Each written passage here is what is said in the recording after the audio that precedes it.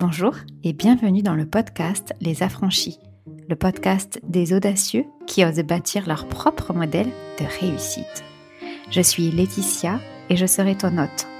Entrepreneur, visionnaire ambitieuse et implacablement libre, je guide les bâtisseurs atypiques, les parents ambitieux et les esprits libres pour transformer leur vie en véritable œuvre d'art.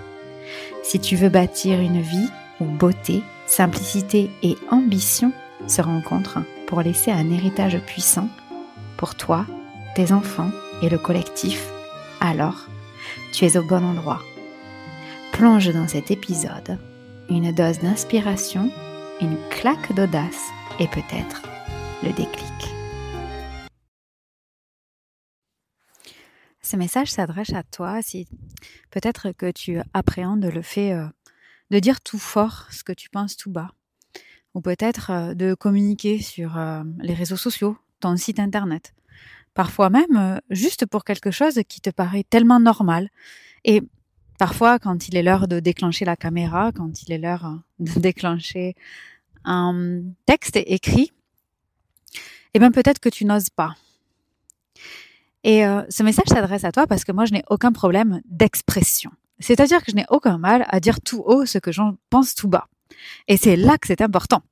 Parce que tu vas voir que nous allons tout de même nous retrouver aujourd'hui et c'est ce que je suis venue te partager.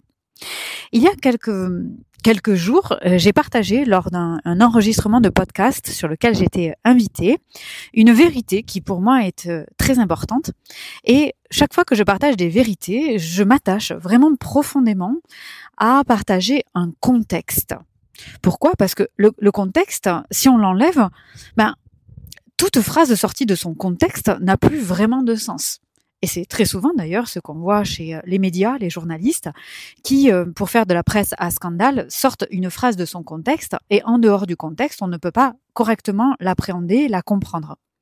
C'est aussi ce qu'on voit sur certaines images, parce que les images peuvent être prises dans un angle particulier qui donne à l'image une compréhension ou une incompréhension totale du même événement.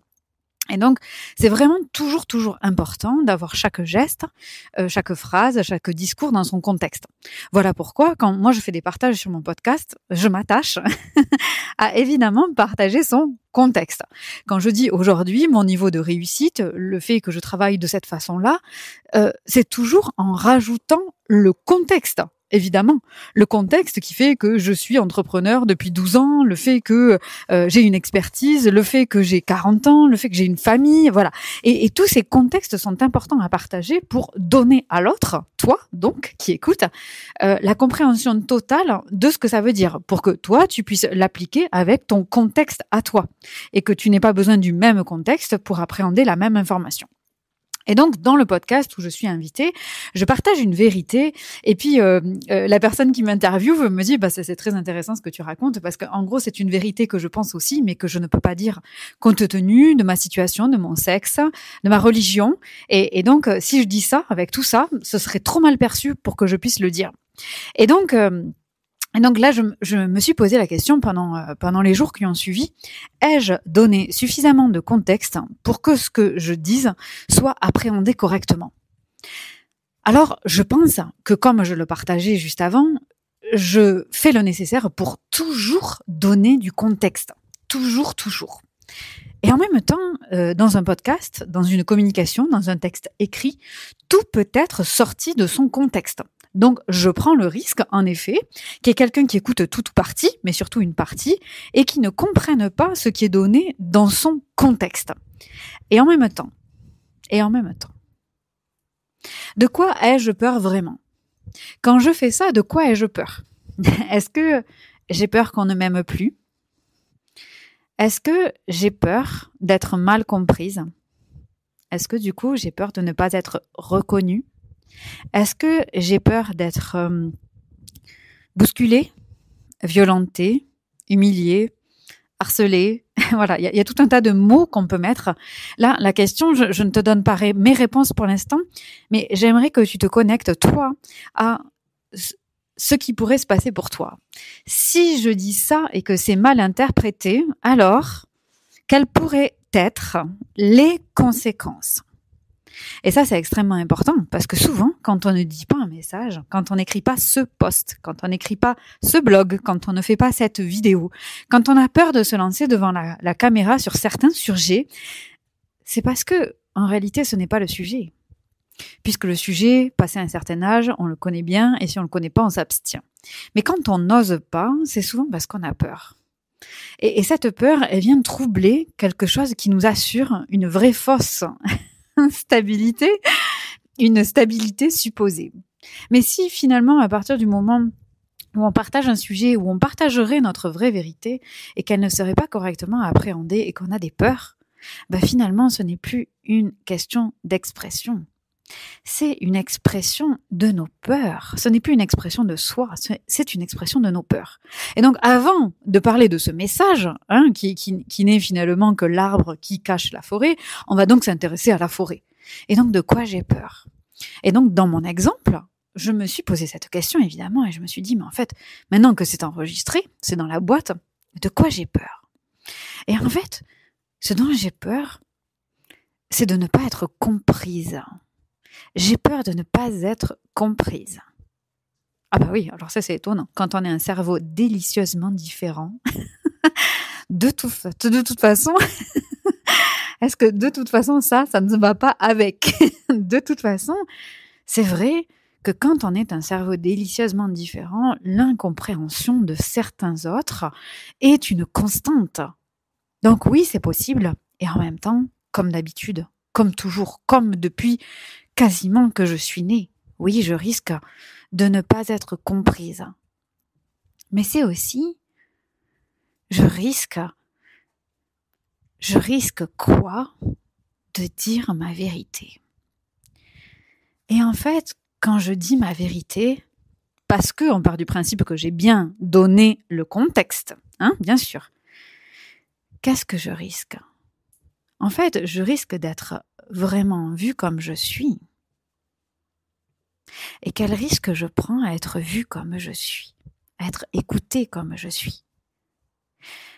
Et la réflexion que j'ai envie de vous partager aujourd'hui, c'est que le risque que je prends à être vue exactement comme je suis, à être vue par rapport à ce en quoi je crois le plus fortement du monde quand je suis en petit comité, ces phrases-là que je peux dire avec mes amis qui se comptent sur le doigt d'une seule main, ce que je peux dire à mes amis, ce que je peux dire à mes clients avec qui j'entretiens une immense relation d'intimité et de confiance, si je peux leur dire à eux en petit comité, c'est parce qu'ils me voient déjà, parce qu'ils me reconnaissent déjà, parce qu'ils m'invitent déjà dans leur vie.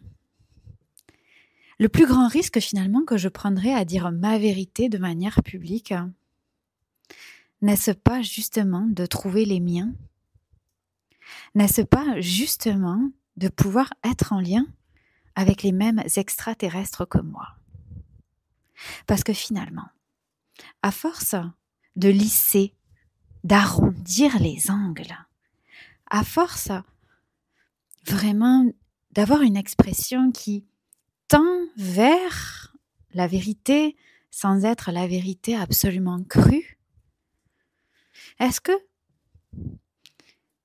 nous n'arrivons pas finalement à toucher uniquement des gens qui sont une presque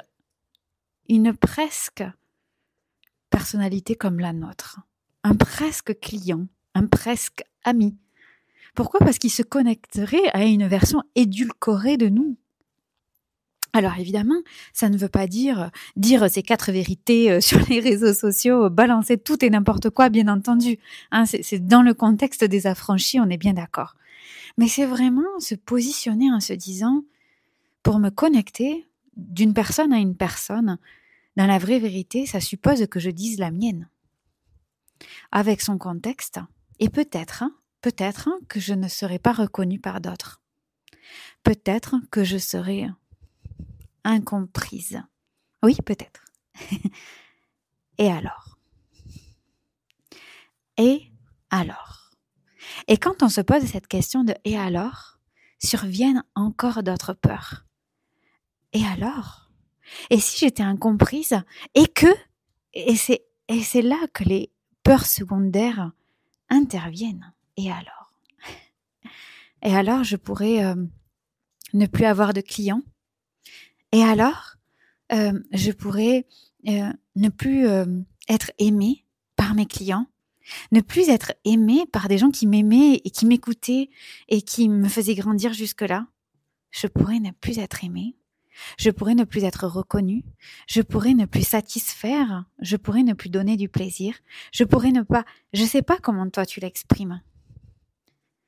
Et en fait, c'est cette peur, ces peurs, parfois il y en a plusieurs secondaires, qui nous empêchent de dire notre vérité. Et dans la façon dont je travaille, finalement, il y a plusieurs étapes. Il y a une vraie étape, c'est oser. Oser, c'est assumer, bien sûr, mais en fait, avant tout ça, c'est assumer de soi à soi, avoir un avis. Assumer de soi à soi, ne pas avoir d'avis sur certaines questions aussi. Et se dire, ben oui, c'est peut-être loufoque, bizarre, étrange que je pense ça, mais oui, je le pense. Avec mes amis en petit comité, avec des gens intimes qui me reconnaissent, qui me connaissent dans de plusieurs facettes différentes, ça je le dis.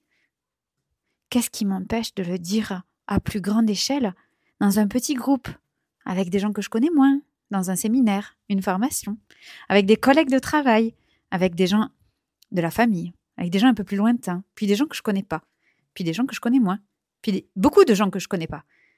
Et puis, lors d'une conférence, lors d'un séminaire, où je prendrai le micro, lors d'un post sur les réseaux sociaux, d'un live, d'un podcast, d'une interview. Et en fait, plus on ose, plus on assume, plus on prend le risque aussi d'agrandir le nombre de personnes à qui on s'adresse, d'agrandir ce cercle-là, et donc potentiellement aussi de tomber sur des gens qui, sans connaître toutes les parties de nous, ou en tout cas de nombreuses parties de nous, pourraient, en prenant connaissance d'une seule facette de notre personnalité, juger. Juger et donc activer ces peurs dont on parlait jusque-là. Et en même temps, c'est exactement en faisant ça aussi, en donnant notre vibration, notre fréquence, notre avis, notre vision du monde, notre perspective du monde, que exactement en même temps,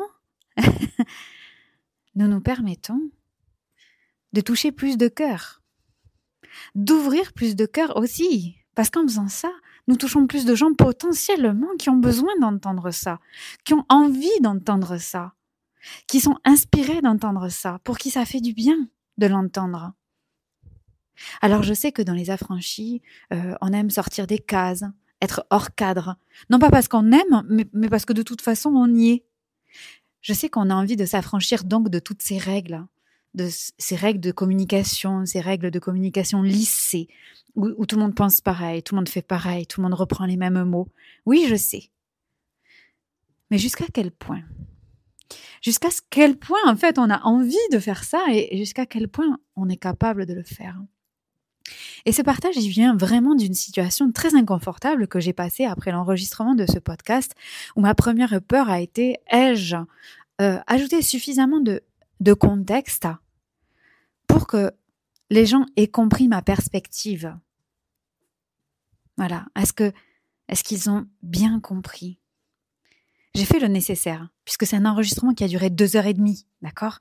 Donc, le contexte, il y était. Mais, suivant cela, les peurs activées derrière, c'était « et si j'étais mal comprise, et alors ?» Et alors, je pourrais déplaire. On pourrait penser que je suis quelqu'un d'autre de qui je suis. On pourrait croire que je suis une femme qui... alors qu'en fait, je suis une femme qui... autre chose. Et donc, quelle est la peur ? Et alors ? Et alors ? Et alors ? Je pourrais être moins aimée. Et si je suis moins aimée ? Si on m'aime moins de dire ma vérité ? Cette personne qui m'aimerait moins de dire ma vérité, est-ce la personne avec qui je suis censée grandir ? Est-ce la personne que je suis censée faire grandir ? Est-ce mon client de cœur, d'âme ? Est-ce la personne qui a besoin de moi sur le chemin? Non. Non. Est-ce qu'on s'aime au point de dire notre vérité? Est-ce que tu t'aimes au point d'énoncer ta vérité? Cette vérité-là, peut-être en dehors de ce qui est attendu aujourd'hui, peut-être en dehors de ce qui se dit aujourd'hui, peut-être ton idée un peu rétrograde, ton idée un peu conventionnelle, ton idée hors cadre est tout à fait originale, ton idée que peu de monde peut entendre pour le moment, ton idée qui est ambivalente, ton idée qui est trop ou pas assez. T'aimes-tu au point de pouvoir annoncer, de pouvoir énoncer, d'exprimer ta vérité aux gens que t'aimes, à la personne que tu aimes, aux gens qui t'entourent, à tes clients, à tes partenaires, tes collègues, ton chef de service, ton directeur, le dirigeant, ton pays, l'endroit où tu vis, tes parents, tes amis, tes ex-amis. T'aimes-tu au point de pouvoir énoncer ta propre vérité? C'est là, je pense, à toute la question. Et parfois, nos peurs sont dirigées tellement sur l'extérieur, sur ils, qu'on oublie de se poser la question qui ils? De qui nous parlons quand nous faisons ce gros paquet de ils? De qui a-t-on peur vraiment? Et alors, dans ce qui s'est passé, je vais essayer de répondre à cette question. J'avais peur de ne pas être compris par des gens qui n'ont finalement, avec analyse, qui n'auraient pas besoin de moi, qui n'auraient pas envie de moi sur leur chemin. Et donc, si cette vérité les dérange, si cette vérité leur donne envie de me jeter des tomates dessus, tu sais, ça n'en reste pas moins que ma vérité. Et il y a quelques mois, j'avais très peur. Et je disais, tu sais, moi, je change beaucoup d'avis. Et ça, peut-être que ce n'est plus vrai. Et je veux pas forcément dire quelque chose de tranché parce que j'ai pas toujours un avis tranché sur tous les sujets. Et quand j'ai un avis tranché, cet avis tranché, il peut changer. Hein, j'ai été une pré-maman, une maman avant d'être maman. Je disais un certain nombre de choses et puis quand j'ai été maman, je dis d'autres choses. Et puis c'est comme ça par rapport à tous les sujets. Et donc je me disais, du coup je peux pas dire ma vérité parce que tout ce que je sais c'est que ma vérité évolue. Et donc ça laisse aussi le fait de se dire, voici ma vérité maintenant. Voici ma vérité maintenant. Ce qui nécessite très souvent de mettre du contexte. Et accepter qu'on puisse changer, c'est accepter aussi que les autres puissent changer de vérité. Et donc, quand j'ai fait cette analyse et que je me suis rassurée en me demandant, est-ce que je m'aime vraiment au point de publiquement énoncer cette vérité-là? Cette vérité-là, dans ce podcast que je pourrais te partager avec grande joie, c'était de dire, avec tout le contexte qui est là, je suis maman, on fait l'instruction en famille, j'ai un business depuis 12 ans qui tourne, un beau business à 6 chiffres qui me rémunère très largement puisque je suis seule à travailler, donc c'est quasiment du revenu. La vérité que j'énonçais était que depuis que les mamans avaient été quasiment obligées et pour lesquelles la norme était devenue de travailler, notre société avait commencé à socialement décliner. Et donc, je ne disais pas que la place d'une femme était à la maison, je disais que la place de n'importe qui doit être exactement là où c'est choisi, sans maltraitance. Et je disais que peut-être il y avait des hommes qui partaient travailler et qui auraient préféré rester entre guillemets à la maison, ce qui ne veut pas dire dans l'enceinte de la maison, mais ça voulait dire rester avec la famille. Il y a des femmes pour qui c'est une maltraitance terrible, avec des pleurs, avec de terribles choses physiques, de partir travailler et d'arrêter d'allaiter leurs enfants. C'est de la maltraitance. Pourquoi ? Parce que notre société est devenue la maîtresse du travail comme épanouissement de soi. Et donc, j'expliquais que pour moi, si on laissait le temps à chacun d'être à sa place et de choisir sa place vraiment sans contrainte extérieure, ben peut-être qu'il y aurait des hommes et des femmes qui resteraient à la maison. Et je disais que c'était ma vision de l'entrepreneuriat au féminin, ce qui ne veut pas dire l'entrepreneuriat pour les femmes, mais l'entrepreneuriat qui utilise le féminin, ce qui peut donc être porté par une femme ou un homme, cela n'a pas du tout d'importance. C'était de choisir sa place et de pouvoir choisir que le travail n'était pas le centre d'une vie. Voilà. Et donc, mon partage était celui-là et je me suis dit, waouh, ça peut être compris comme un truc complètement rétrograde. En fait, la femme doit être au foyer, rester au foyer, à s'occuper des enfants, parce que sinon, c'est à cause de ça que notre société se part en couille. Et c'était pas l'objet. L'objet était de faire une analyse et de dire que depuis qu'il n'y a plus personne à la maison, eh ben, la société se barre complètement en couille. Et donc, ça voulait dire, soyons présents pour nos enfants. Présents. Et ça, parfois, c'est incompatible avec une vie extérieure. Parfois, pas tout le temps. Et cela demanderait une autre formalisation de notre société qui puisse nous permettre, quand nos enfants sont fatigués, quand nos enfants en ont besoin ou envie, qu'il y ait quelqu'un qui puisse rester avec eux. Que ce soit un homme ou que ce soit une femme. Et donc, je disais, pour n'en déplaire à certains, que finalement j'étais une femme au foyer avec un business à 6 chiffres parce que j'ai une vie de femme au foyer, en vrai. Dans les tâches que je réalise, je suis une femme au foyer. Ma vie ressemble beaucoup plus à une femme au foyer qu'à une chef d'entreprise, telle qu'on pourrait imaginer ces deux situations de manière théorique. Voilà. Et donc revient la question, parce que ça j'en suis sûre et je le dis, je suis certaine au fond de moi, mais ça pose la question de se dire, est-ce que je m'aime suffisamment pour pouvoir énoncer cette vérité pour des gens pour qui c'est pas la même vérité ? Est-ce qu'on m'aimera moins si je dis ma vérité ? Alors moi je parle beaucoup d'amour parce que c'est un sujet qui est évidemment empreint de mon chemin à moi, mais la question là-dedans c'est, et toi ? Parfois, on s'aime jusqu'à un certain point, mais pas au point